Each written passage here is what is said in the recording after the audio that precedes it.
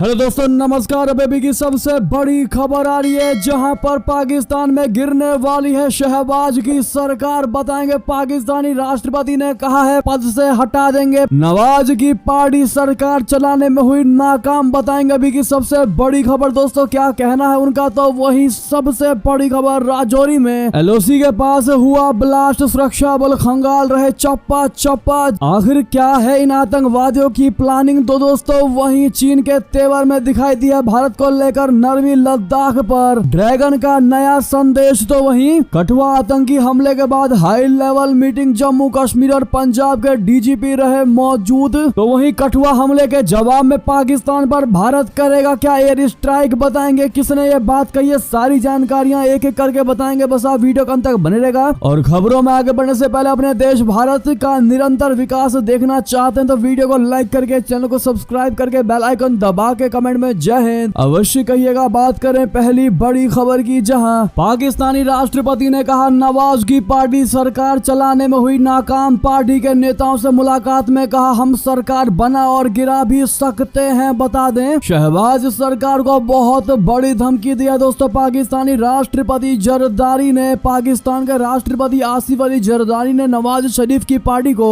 सरकार चलाने में नाकाम बताया है। पाकिस्तान के मीडिया हाउस ARY न्यूज के मुताबिक बुधवार को पंजाब से पाकिस्तान पीपुल्स पार्टी के नेताओं ने लाहौर में राष्ट्रपति से मुलाकात की। इस मुलाकात में नेताओं ने राष्ट्रपति से केंद्र और राज्य सरकार को लेकर नाराजगी जाहिर की है। इसके बाद राष्ट्रपति जरदारी ने सरकार के खिलाफ नाराजगी जाहिर की है। दरअसल केंद्र और पंजाब में शहबाज शरीफ की पार्टी मुस्लिम लीग नवाज को बिलावल भुट्टो की पार्टी का समर्थन हासिल है। राष्ट्रपति आसिफ अली जरदारी बिलावल के पिता और ट्रिपल पी यानी PPP पार्टी के पूर्व अध्यक्ष है। इस मीटिंग को सरकार में फूट के तौर पर देखा जा रहा है, यानी कि कभी भी किसी भी वक्त पाकिस्तान की शहबाज सरकार गिर सकती है। दोस्तों रिपोर्ट्स के मुताबिक मीटिंग में PPP के नेताओं ने शिकायत करते हुए कहा है कि पार्टी से उसके अधिकार छीने जा रहे हैं। केंद्र और पंजाब सरकार पार्टी की मदद नहीं कर रही है। चुने गए नेता भी अपने क्षेत्र में काम नहीं कर पा रहे हैं। हर तरीके से PPP के नेताओं को परेशान किया जा रहा है, उनको उनके वश का नहीं करने दिया जा रहा। शहबाज अपनी पार्टी के नेताओं को, अपनी पार्टी के लोगों को ही हर चीज में हरी झंडी दे रहे हैं। ऐसे में अब लग रहा है कि जरदारी परेशान हो चुके हैं बार बार शिकायत सुनकर, और अब आने वाले समय में ऐसा हो सकता है कि जरदारी अपना हाथ पीछे खींच ले और शहबाज को ऊपर से नीचे गिरा दे। जी हाँ दोस्तों, आपको बता दें हाल ही में कुछ समय पहले ये बड़ी खबरें आई थी कि जरदारी की पार्टी लगातार इमरान खान के PTI पार्टी के समर्थन में है, उनके साथ संपर्क में है। अब देखना ये होगा दोस्तों आने वाले समय में आखिर होता क्या है। इस पर आपकी क्या राय है दोस्तों, बताना मत भूलिएगा। क्या जरदारी को शहबाज की पार्टी के साथ समर्थन से पीछे हट जाना चाहिए? दोस्तों आपकी जो भी निजी राय हो बताना मत भूलिएगा। तो वहीं आपको बता दें राजौरी से बहुत बड़ी खबर, LOC के पास बड़ा ब्लास्ट, सुरक्षा बल खंगाल रहे हैं चप्पा चप्पा। बता दें राजौरी के नौशहरा में घुसपैठ की नाकाम कोशिश होने की सूचना मिली है। इस दौरान भारतीय सीमा के पास धमाका होने की भी खबर मिली है। वहीं मौके पर पहुंचे सुरक्षा बलों द्वारा सर्च ऑपरेशन चलाया जा रहा है। सूत्रों से प्राप्त जानकारी के अनुसार नौशहरा भारतीय सीमा में घुसपैठ की नाकाम कोशिश की गई। भारतीय सीमा में घुसपैठ की कोशिश के दौरान धमाका भी हो गया। ये धमाका 0 लाइन के बहुत करीब बताया जा रहा है। इसके बाद सीमा पर मौजूद भारतीय सेना द्वारा आतंकवादियों पर फायरिंग की गई। फायरिंग के बाद आतंकी वापस अपनी सीमा में लौट गए। तो वहीं इस समय मौके पर पहुंचे सुरक्षा बलों द्वारा भारतीय सीमा और उसके आसपास के इलाकों में सर्च ऑपरेशन जारी है। तो वहीं आपको यह भी बता दें कठुआ आतंकी हमले के बाद हाई लेवल मीटिंग बुलाई गई। जम्मू कश्मीर और पंजाब के DGP रहे इसमें मौजूद। सुरक्षा ग्रिड पर हुई चर्चा। जी हाँ, जम्मू कश्मीर के कठुआ में गुरुवार को एक उच्च स्तरीय अंतर्राज्यीय सुरक्षा समीक्षा बैठक का आयोजन हुआ। इस मीटिंग में वरिष्ठ BSF और पुलिस के आला अधिकारी इकट्ठा हुए। ये बैठक ऐसे समय में हुई जब कुछ दिन पहले ही अंतर्राष्ट्रीय सीमा पार से घुसपैठ कर आए आतंकवादियों ने सेना के गश्त दल पर घात लगाकर हमला किया था। कठुआ जिला मुख्यालय से करीब 150 किलोमीटर दूर बदन नोटा गांव के पास मचेड़ी किंडली मल्हार पर्वतीय मार्ग पर सोमवार को आतंकवादियों द्वारा सेना के 2 वाहनों पर की गई गोलीबारी में एक जूनियर कमीशन अधिकारी समेत 5 सैन्य कर्मी बलिदान हुए। दोस्तों आपको बता दें अब ऐसे में क्या कठुआ हमले के जवाब में पाकिस्तान पर भारत करेगा एयर स्ट्राइक? अपने ही देश पर भड़क उठे पाकिस्तानी इस्लामिक ब्रदरहुड पर कसा तंज। बता दें कठुआ में आतंकवादी आतंकवादी हमले को लेकर ये बड़ी खबर आ रही है। इस हमले के जवाब में रक्षा सचिव गिरिधर अरमाने ने मंगलवार को कहा कि भारत इसका बदला अवश्य लेगा और बुरी ताकतों को हरा देगा। रक्षा मंत्री राजनाथ सिंह जी ने भी सैनिकों की हत्या पर गहरा दुख व्यक्त किया। हालांकि इस हमले की चर्चा पाकिस्तान में हो रही है। पाकिस्तान में कुछ लोगों को चिंता है कि भारत एयर स्ट्राइक कर सकता है। पाकिस्तान के रियल एंटरटेनमेंट टीवी के सोहेब चौधरी ने कुछ लोगों से इसे लेकर बात की, जिसको लेकर मिक्स रिएक्शन मिले। रशीद नाम के शख्स से जब इस बारे में पूछा गया तो उसने कहा कि कश्मीर मुद्दा लंबे समय से चलता रहा है। पाकिस्तान के कुछ लोगों ने कभी चाहा ही नहीं कि ये मुद्दा हल हो। आपके अपने पड़ोसियों को साथ लेकर चलना पड़ता है, लेकिन पाकिस्तान ने ऐसा कुछ नहीं किया। उसने आगे कहा कि हमारी सरकारों ने अपनी अर्थव्यवस्था बर्बाद कर दी। अब ऐसे में एक ऐसा देश जो टेक्नोलॉजी में हमसे 1000 गुना ज्यादा ताकतवर है, उससे नहीं लड़ा जा सकता। यही सच्चाई है। भारत को इंटरनेशनल लेवल पर सुना जाता है और उसकी बात मानी जाती है। पाकिस्तानी ने कहा कि दुनिया आपसी सहयोग से चलती है, कतर आपके साथ क्यों खड़ा होगा? आपने 70 साल इस्लामिक ब्रदरहुड और भाईचारे को चूरन बेचा, अब ये नहीं चलेगा। अब दुनिया फायदा देखती है। आपने खुद अमेरिका को आने दिया और पूरे देश में आतंकवाद फैलाया। ऐसे में यहाँ कोई भी बिजनेस नहीं आ रहा। आज ईरान और अफगानिस्तान दोनों ही हमारे साथ खड़े नहीं हैं। यानी कि दोस्तों, कठुआ हमले के बाद पाकिस्तान पर भारत करेगा एयर स्ट्राइक, ये कहना है पाकिस्तानियों का। लेकिन दोस्तों, अब देखना ये होगा कि लगातार पिछले 4 महीनों से जो आतंकवादी हमले हुए हैं जम्मू कश्मीर में, चाहे वो हिंदुओं की मौत हो, श्रद्धालुओं की मौत हो, बस को पलट दिया गया हो, गोलीबारी की गई हो, इन आतंकवादी हमलों में हमारे जवान शहीद हुए हैं, लोग मारे गए हैं। अब ऐसे में देखना ये होगा कि भारत की मोदी सरकार इसका जवाब कैसे देती है और कितनी जल्दी देती है। ऐसे में दोस्तों, आप लोग क्या रिक्वेस्ट करना चाहेंगे भारत की मोदी सरकार से, बताइएगा जरूर। तो वहीं बता दे, चीन के तेवर में दिखाई दी नरमी, बदल गए उसके बोल। लद्दाख पर ड्रैगन ने डोभाल को भेज दिया ये संदेश। बता दे, चीन के विदेश मंत्री वांग ई ने पूर्वी लद्दाख में लंबे समय से कायम सीमा विवाद के बीच सीमावर्ती क्षेत्रों में जमीनी स्थिति से संबंधित मुद्दों को ठीक से संभालने के लिए भारत के राष्ट्रीय सुरक्षा सलाहकार अजीत डोभाल के साथ मिलकर काम करने की इच्छा व्यक्त की है। डोभाल को भारत के राष्ट्रीय सुरक्षा सलाहकार और भारत चीन सीमा मुद्दे के लिए विशेष प्रतिनिधि के रूप में उनकी पुनर्नियुक्ति पर बधाई। संदेश में वांग ने कहा है कि चीन और भारत एक ऐसा रिश्ता साझा करते हैं, शेयर करते हैं, जो द्विपक्षीय सीमाओं से परे है और वैश्विक महत्व बढ़ाने वाला है। वांग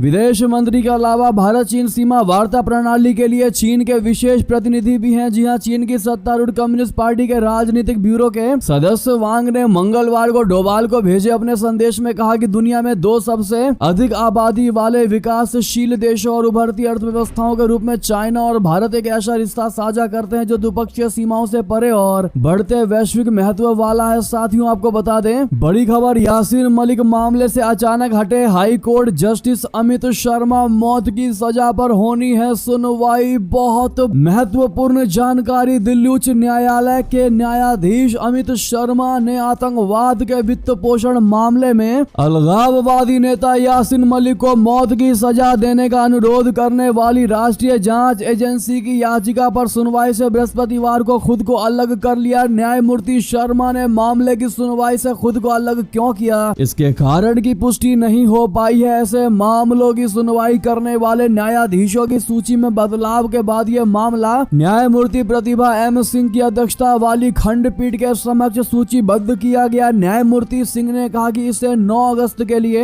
अन्य पीठ के समक्ष सूचीबद्ध किया जाए जिसमें न्यायमूर्ति शर्मा सदस्य नहीं हो। जी हां, अलगाववादी संगठन जम्मू कश्मीर लिबरेशन फ्रंट का प्रमुख यासीन मलिक आतंकवाद के वित्त पोषण मामले में आजीवन कारावास की सजा काट रहा है। वो वीडियो कॉन्फ्रेंस के जरिए तिहाड़ जेल से अदालती कार्यवाही में शामिल हुआ। अदालत ने निर्देश दिया है कि मलिक अगली तारीख पर भी ऑनलाइन माध्यम से पेश हो। अब ऐसे में ऐसा लग रहा है कि फांसी की सजा से अपने आप को दूर किया गया है इनके द्वारा। लेकिन दोस्तों, क्या आपको नहीं लगता कि वाकई में मौत की सजा पर अप्रूवल मिल सकता है यासीन मलिक को लेकर? जो भी आपकी राय हो, ये तो देखने वाली बात रहेगी। अपनी राय आप लोग जरूर दीजिएगा। तो वहीं बता दें, प्रचंड से सत्ता छीनने के लिए साथ आएगा विपक्ष। देउबा ओली की मुलाकात से सरगर्मियां हुई तेज। जी हां, नेपाल में राजनीतिक सत्ता के लिए चल रही उठापटक अब तेज हो चली है। अपनी सरकार को बचाने के लिए प्रधानमंत्री पुष्प कमल दहल प्रचंड शुक्रवार को बहुमत परीक्षण से गुजरेंगे। इस परीक्षण में प्रचंड के लिए विश्वास मत हासिल करना चुनौती है। तो वहीं बहुमत परीक्षण से पहले एक मुलाकात के दौरान नेपाली कांग्रेस के अध्यक्ष शेर बहादुर देउबा और CPN UML के KP केपी शर्मा ओली ने नई गठबंधन सरकार के गठन को लेकर चर्चा की। इसमें तय किया गया है कि संसद के 3 साल के कार्यकाल में दोनों दलों के नेता डेढ़ साल के लिए प्रधानमंत्री बनेंगे। इसमें पहले चरण में केपी शर्मा ओली प्रधानमंत्री बनेंगे। माना यह जा रहा है कि रविवार तक नई सरकार का गठन हो जाएगा। पिछले हफ्ते सरकार में सबसे बड़े दल सीपीएन यूएमएल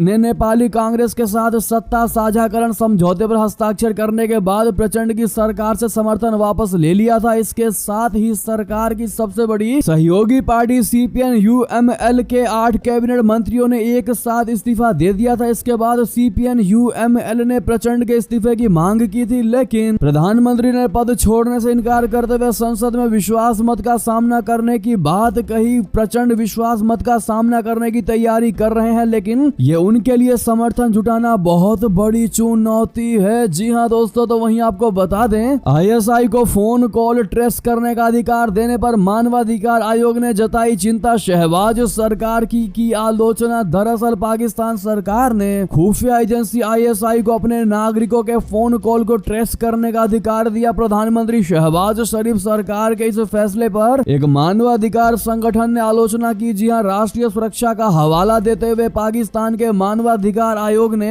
एक बयान जारी किया। उन्होंने पाकिस्तान सरकार के इस फैसले को संवैधानिक रूप से संरक्षित कुछ अधिकारों का उल्लंघन बताया। अपने बयान में पाकिस्तान के मानवाधिकार आयोग ने कहा कि हम सरकार द्वारा हाल ही में जारी की गई असंवैधानिक अधिसूचना से बहुत चिंतित हैं। सरकार ने खुफिया एजेंसियों को राष्ट्रीय सुरक्षा के हित में किसी भी नागरिक के फोन कॉल को ट्रेस करने का अधिकार दिया है। इसे संवैधानिक रूप से संरक्षित कुछ अधिकारों का उल्लंघन बताते हुए आयोग ने कहा कि यह अधिसूचना अनुच्छेद 9, 14 और 19 के तहत नागरिकों की स्वतंत्रता, गरिमा और गोपनीयता के संवैधानिक रूप से संरक्षित अधिकारों का घोर उल्लंघन है। यह पूर्व प्रधानमंत्री बेनजीर भुट्टो मामले में शीर्ष अदालत के फैसले की भावना का भी उल्लंघन है। दोस्तों, तो वहीं आपको बता दें, बीएसएफ ने 6 महीने में मार गिरा 126 ड्रोन। पाकिस्तान की ड्रोन वाली साजिश कर दी नाकाम। बता दे, पाकिस्तान लगातार भारत के खिलाफ साजिशें करता रहता है। एक और वो बॉर्डर पार से आतंकी भेजता है, तो वहीं दूसरी ओर सीमावर्ती इलाकों में ड्रोन के जरिए ड्रग्स, हथियार, बारूद और नकली करेंसी भेजता है। लेकिन सीमा पर तैनात बीएसएफ के जवान लगातार नापाक साजिशों को नाकाम कर रहे हैं। बीएसएफ ने इस साल जनवरी से लेकर 9 जुलाई के बीच पंजाब की पाकिस्तान सीमा पर 126 ड्रोन मार गिराए हैं, जबकि 2023 में इन ड्रोन या यूएई की संख्या 107 थी। बीएसएफ ने बुधवार को एक्स पर पोस्ट करके ये आधिकारिक जानकारी दी। बीएसएफ ने इसे असाधारण प्रदर्शन बताते हुए लिखा है कि बीएसएफ पंजाब देश की सुरक्षा में समर्पित और दक्ष है। जी ऐसे में thank you so much border security forces कहना मत भूलिएगा। तो वहीं बता दें, नाटो देशों को चीन का स्पष्ट संदेश। बढ़ते तनाव के बीच बेलारूस में शुरू किया सैन्य अभ्यास। जी हाँ, चीन इस सप्ताह नाटो की पूर्वी सीमा पर स्थित बेलारूस के साथ सैन्य अभ्यास कर रहा है। इसे बीजिंग और अमेरिका के नेतृत्व वाले नाटो गठबंधन के बीच बढ़ते तनाव के तौर पर देखा जा रहा है। रूस के सहयोगी बेलारूस की धरती पर चीन ऐसे समय में आतंकवाद रोधी अभ्यास कर रहा है जब नाटो गठबंधन का वॉशिंगटन में शिखर सम्मेलन आयोजित हो रहा है। नाटो शिखर सम्मेलन में रशिया यूक्रेन युद्ध सबसे अहम मुद्दा बना हुआ है। इस दौरान नाटो देश यूक्रेन को रक्षा उपकरण देने का ऐलान कर रहे हैं। विश्लेषकों का मानना है कि शिखर सम्मेलन के समय इस तरह का सैन्य अभ्यास करके बीजिंग नाटो गठबंधन की चेतावनी दे रहा है। चीन और बेलारूस के बीच पहले भी सैन्य अभ्यास हो चुके हैं, लेकिन रशिया और यूक्रेन युद्ध शुरू होने के बाद ये पहला सैन्य अभ्यास है। दरअसल यूक्रेन नाटो देशों का सहयोगी है, ऐसे में ये सैन्य अभ्यास काफी अहम हो गया है। दोस्तों, तो वहीं बता दें, दिल में हिंदू हाथ में गीता शिवानी राजा ने ब्रिटेन में रचा इतिहास, खुलकर सनातन धर्म का किया समर्थन। जी हाँ, भारतीय मूल की 29 वर्षीय शिवानी राजा सुर्खियों में है। जिस तरह से उन्होंने ब्रिटेन के चुनाव में ऐतिहासिक जीत के बाद संसद में भगवत गीता पर शपथ ली, उसके बाद चर्चा में है। जी हाँ, तकरीबन 4 दशक के बाद लीसेस्टर ईस्ट ने निर्वाचित होने वाली शिवानी पहली टोरी सांसद बनी है। शिवानी राजा ने लंदन के पूर्व डिप्टी मेयर राजेश अग्रवाल को 4426 वोटों से हराया है। इस जीत के बाद जब शिवानी संसद पहुंची तो उन्होंने भगवत गीता पर शपथ ली। इसका वीडियो भी शिवानी ने सोशल मीडिया पर शेयर किया है। शिवानी राजा का जन्म 1994 में लीसेस्टर में हुआ था। उनके पिता 1970 में केन्या से यहाँ आए थे, जबकि उनकी मां गुजरात के राजकोट से आई थी। शिवानी का परिवार यहाँ लीसेस्टर शायर के रशी मीड में बस गया था। ऐसे में आप लोग शिवानी राजा को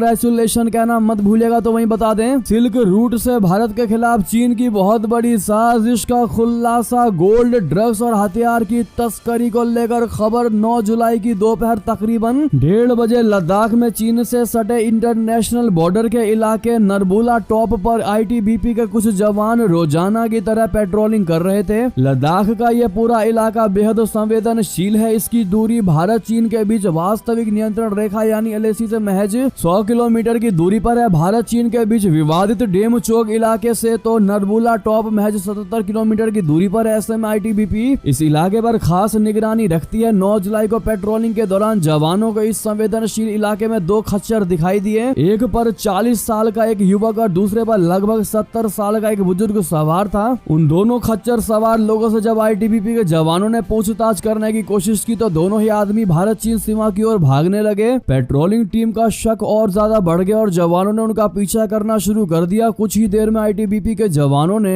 दोनों को पकड़ लिया। पकड़े जाने पर दोनों ने बताया कि वो इलाज से जुड़ी कुछ जड़ी बूटियां तलाश करने आए हैं, लेकिन उनकी बातचीत और हाव भाव से आईटीबीपी जवानों को उन पर शक हुआ। इसके बाद उनके खच्चरों समेत जवान उन दोनों को आईटीबीपी के अपने कैंप में ले आए। कैंप में जब उस युवक और बुजुर्ग से सख्ती से पूछताछ हुई और उनके खच्चरों की तलाशी ली गई तो सामने आया कि चीन के रास्ते होने वाली बहुत बड़ी स्मगलिंग का खेल। जी हाँ, उनके पास से करीब 108 किलो सोने के बिस्किट बरामद हुए जिनकी बाजार में कीमत कई मिलियन में है। साथ ही कई मात्रा में चीनी सामान और खाने का सामान भी मिला। तो वहीं उनके पास से 2 मोबाइल, एक दूरबीन, चाकू और हथौड़ा भी बरामद किया गया। दोस्तों, दोनों की पहचान तसेरिंग चंबा और तेनजिन तारगी निवासी कोयुल न्योमा के रूप में हुई है। अब आप अंदाजा लगा सकते हैं कि इस सिल्क रूट पर कितना बड़ा स्मगलिंग चल रहा है। बहरहाल दोस्तों, अपनी राय अवश्य दीजिएगा। तो वहीं बता दें, अरुणाचल प्रदेश में भारत को विकास का अधिकार नहीं। जी हाँ, भारत अरुणाचल प्रदेश में 12 जल विद्युत संयंत्रों के निर्माण में तेजी लाने के लिए $1 अरब खर्च करने की योजना बना रहा है। इसको लेकर चीन ने कड़ी प्रतिक्रिया दी है। चीन के विदेश मंत्रालय ने बुधवार को समाचार एजेंसी रॉयटर्स की उस रिपोर्ट पर प्रतिक्रिया देते हुए कहा है कि भारत को अरुणाचल प्रदेश में विकास कार्य करने का कोई अधिकार नहीं है। चीन अरुणाचल प्रदेश को दक्षिणी तिब्बत कहता है। रॉयटर्स ने अपनी रिपोर्ट में कहा था कि भारत अरुणाचल प्रदेश में 12 जल विद्युत स्टेशनों के निर्माण में तेजी लाने के लिए $1 अरब खर्च करने की योजना बना रहा है। चीन के विदेश मंत्रालय के प्रवक्ता ने बयान में कहा कि दक्षिणी तिब्बत चीन का क्षेत्र है। बयान में कहा गया है कि भारत को वहां विकास कार्य करने का कोई अधिकार नहीं है और चीनी क्षेत्र पर अरुणाचल प्रदेश की स्थापना अवैध और अमान्य है। चीन के दावे को भारत करता आया है हमेशा से खारिज और भारत चीन के इस दावे को खारिज करते करते उसको करारा जवाब भी देता आया है। मंगलवार को रॉयटर्स ने 2 सरकारी सूत्रों के हवाले से रिपोर्ट दी थी कि भारत अरुणाचल प्रदेश में विकास कार्यों के लिए $1 अरब खर्च करने की योजना बना रहा है। इस कदम से चीन के साथ तनाव बढ़ सकता है जो इस क्षेत्र पर अपना दावा करता है। दोस्तों, तो वहीं बता दें, मोदी पुतिन की दोस्ती से क्यों घबराया इस्लामाबाद, एक्सपर्ट ने बताई चिंता। दरअसल भारत के प्रधानमंत्री नरेंद्र मोदी जी अपनी रूस की यात्रा पूरी कर भारत लौट आए हैं। भारत और रशिया इसे एक कामयाब दौरा बता रहे हैं। नरेंद्र मोदी जी की 2019 के बाद से पहली बार रशिया की यात्रा की है। ये यात्रा दोनों देशों के बीच नए सिरे से आपसी आर्थिक सहयोग और विश्वास को दिखाती है। साथ ही ग्लोबल साउथ के लिए भी एक मजबूत संदेश देती है। 22वें वार्षिक रशिया भारत शिखर सम्मेलन में मोदी और पुतिन ने 2030 तक द्विपक्षीय व्यापार $100 अरब का करने और अपनी रणनीतिक साझेदारी को मजबूत करने पर सहमति व्यक्त की है। इस दौरे पर दुनिया के कई दूसरे देशों की तरह पाकिस्तान में भी चर्चा है। स्पुतनिक इंडिया की रिपोर्ट के मुताबिक रशिया और भारत के मजबूत संबंध बहुपक्षीय मंचों, सैन्य संतुलन और दक्षिण एशिया में ऊर्जा विविधीकरण को प्रभावित कर सकते हैं। इस्लामाबाद में स्ट्रेटेजिक रिसर्च इंस्टीट्यूट के विश्लेषक मोहम्मद तैमूर फहद खान ने स्पुतनिक इंडिया से कहते हैं कि मोदी की मॉस्को यात्रा भारत रशिया रणनीतिक संबंधों को मजबूत करती है। दोस्तों, तो वहीं बता दें, ये थी भी की सारी बड़ी खबरें। आपको हमारी खबर कैसी लगी? आशा करता हूँ बहुत अच्छी लगी होगी। थोड़ी भी अच्छी लगी तो वीडियो को लाइक करके, चैनल को सब्सक्राइब करके, बेल आइकन दबा के कमेंट में जय हिंद अवश्य कह दीजिएगा। मिलते हैं आप सभी से अगली बड़ी खबर में। आप सभी का बहुत बहुत धन्यवाद। जय हिंद, जय भारत।